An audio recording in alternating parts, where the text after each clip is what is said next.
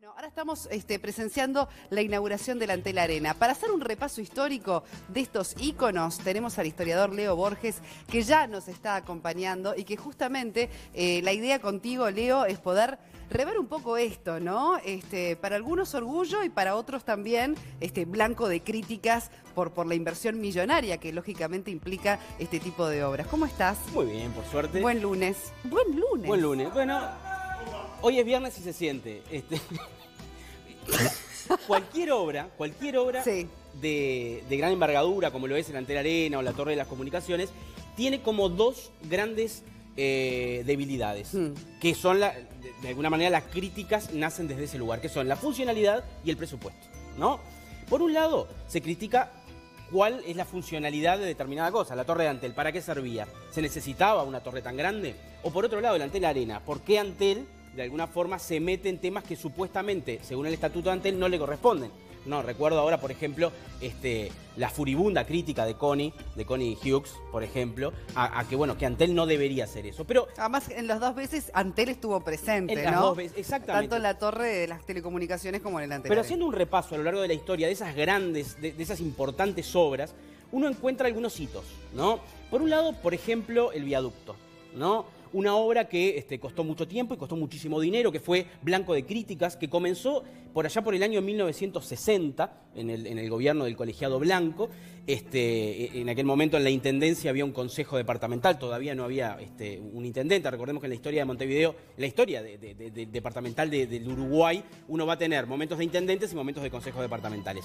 Y en aquel momento se discutió muchísimo, bueno, cómo se iba a hacer esta obra del viaducto, que finalmente se terminó haciendo en la época de Rachetti, en el año 71, que el intendente era Rachetti. Recordemos que Rachetti llegó a ser intendente porque Glauco Segovia renunció y porque su suplente, Bartolomé Herrera, también renunció y Rachetti quedó y fue reelecto y bueno, luego fue inclusive intendente en tiempos de la dictadura. Pero bueno, de alguna manera el viaducto comenzó en un gobierno y terminó en otro gobierno. Esa es como un gran ícono de una obra. Pero hay otro que es el Palacio Legislativo, el gran ícono de lo que es la arquitectura de Montevideo. Hoy en día nadie lo discute, ¿no? Todos estamos orgullosos del maravilloso Palacio de las Leyes que tenemos, pero en aquel momento, cuando se inauguró el 25 de agosto de 1925, fue muy discutido.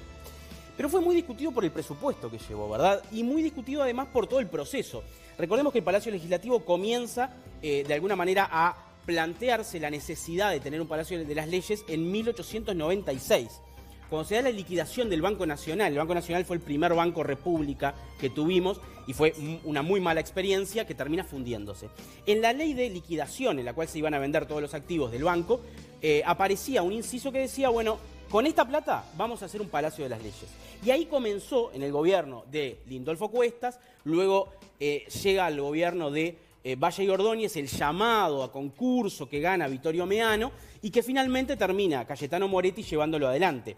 Valle y Ordóñez, es un buen dato, formó parte de la comisión del Palacio. Había una comisión parlamentaria que de alguna manera armó todo lo que fueron las bases para el concurso que ganó Meano, y ahí estaba Serrato y ahí estaba Valle y Ordóñez, inclusive Serrato, que estuvo en la comisión, fue el presidente que lo inauguró en 1925, y que finalmente una de las grandes críticas es que salió el doble de lo que se pensó que iba a salir. Claro.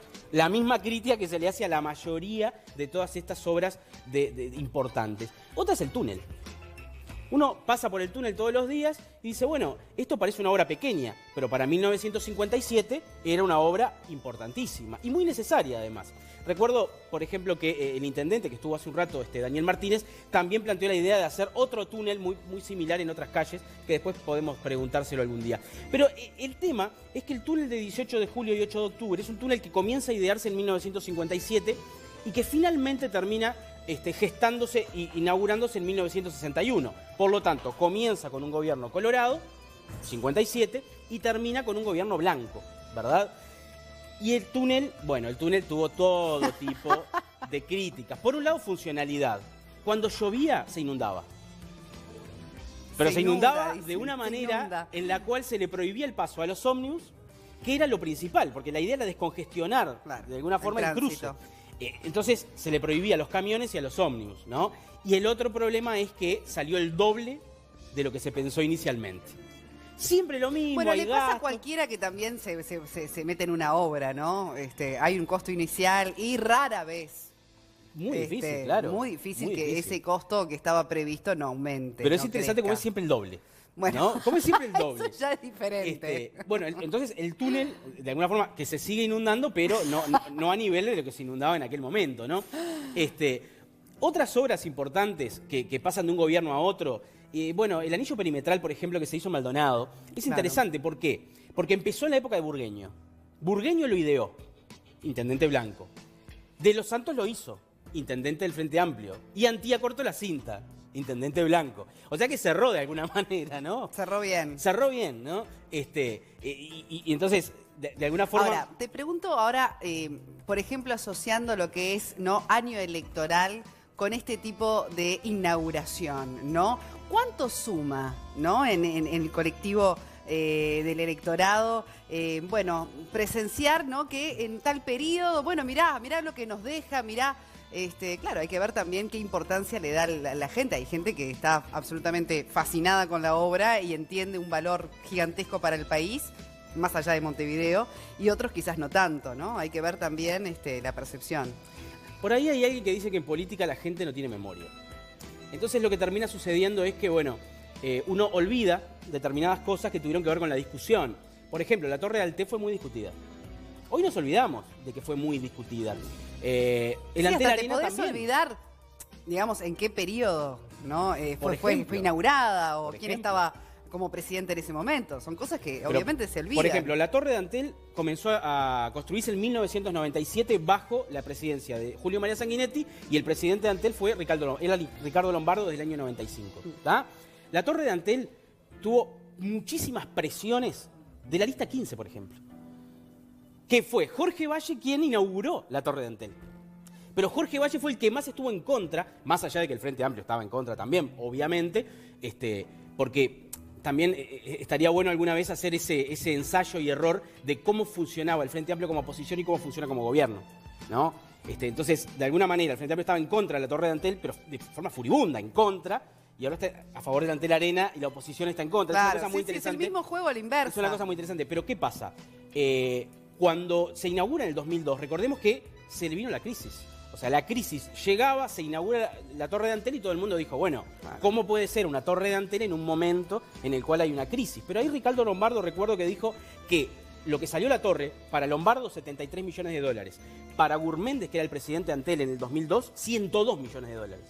O sea, se generó un conflicto interno dentro del Partido Colorado. Hasta del precio. Al cual los otros aplaudían, ¿no? O sea, la oposición aplaudía de alguna manera. Pero lo interesante de todo esto es que, por ejemplo, Lombardo dice que, y lo sigue planteando hasta hoy en día, que salió 73 millones de dólares. Recuerdo que en Búsqueda largó una serie de artículos en los cuales él decía que solo se pasó el 18,5 al 20% del presupuesto. Mientras que los otros colorados de la 15 decían que se pasó al doble. 102 millones de dólares. ¿No? Entonces, ¿vos ahí qué tenés con respecto a la pregunta que me hacía? Bueno, en realidad la Torre de Antel en su momento generó fastidio. Hoy en día uno lo observa y dice, bueno, qué lindo. No, recordemos que la hizo Carlos Ott, por ejemplo, y que se la dieron a Ott sin concurso. Directamente, lo cual generó también un conflicto.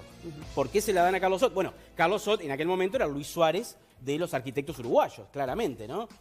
Bueno, en este caso del de Antel Arena hubo un llamado. Bueno, interesante, ¿no? Ahora que estamos viviendo en estos días la inauguración de Antel Arena, esa perspectiva también de otras obras que hicieron el mismo ruido en distintos tiempos de nuestro pasado. Pero, ¿sabés lo que pienso? Y el dique Mauá, ¿no? Que tanta controversia también genera. ¿Qué llegará a ser el día de mañana y quién agarrará ese guante, ¿no? De finalmente concretar?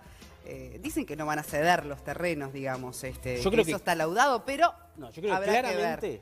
Lo que puso en el tapete esta discusión es que algo hay que hacer.